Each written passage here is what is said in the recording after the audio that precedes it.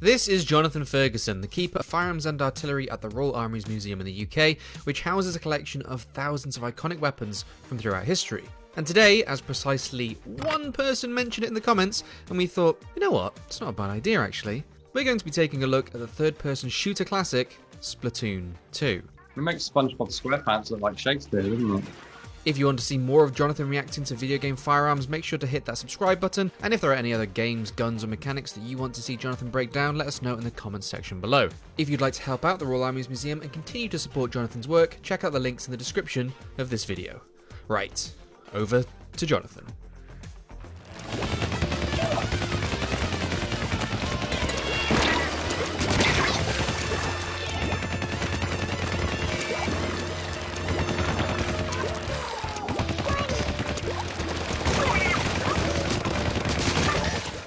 Well, this is quite a specific type of weapon, serving dual functions. So it's capable of engaging personnel.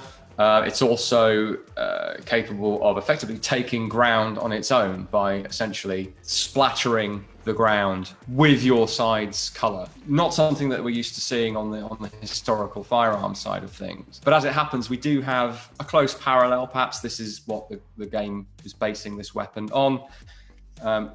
Which is this. It's a relatively modern weapon, dates to the early 1990s in its original form. It's not a perfect match for what we see. As I say, this is obviously a game, and this is a real thing.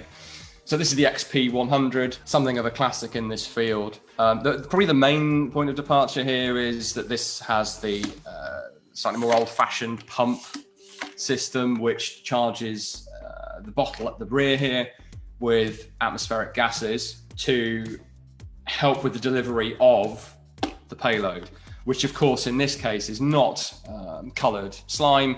It's a very prolific chemical known as dihydrogen monoxide, which can be fatal in sufficient quantities.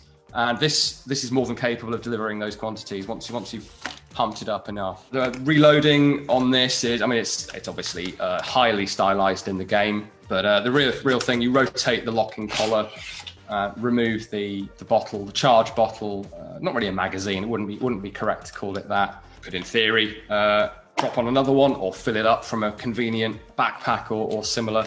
Rotate the locking collar and ready to pump it up to continue the fight. So, of course, camouflage for this sort of application, it's really the opposite of that. It's eye-catching, quite similar to the way that the version in the game is depicted, but regarded as a classic by many. And we'll be adding this to, as you can see, to the Royal Armouries collection forthwith.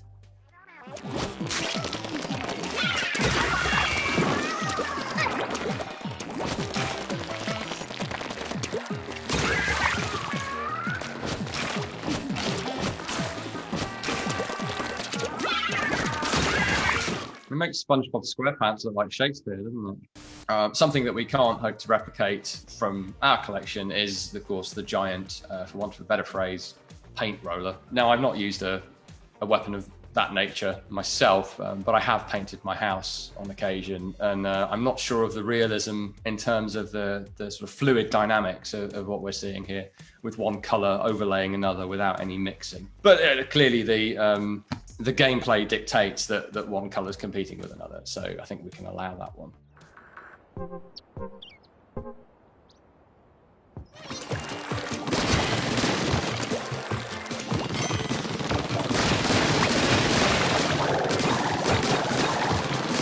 Right, that's quite enough of that.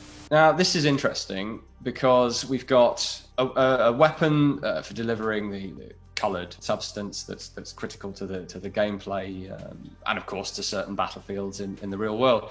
But the for want of a better term, paint gun is in this case closely based on the FN P90 submachine gun and has a similar sort of rate of fire. So I think in this case they've taken a departure from the very serious issue of combat with coloured liquids to bring in a bit of the more mundane military world with a sort of goo version of a P90, which is fun. And then we see an interesting man-portable multiple launch rocket system, which has quite a dramatic effect upon the enemy, as we can see.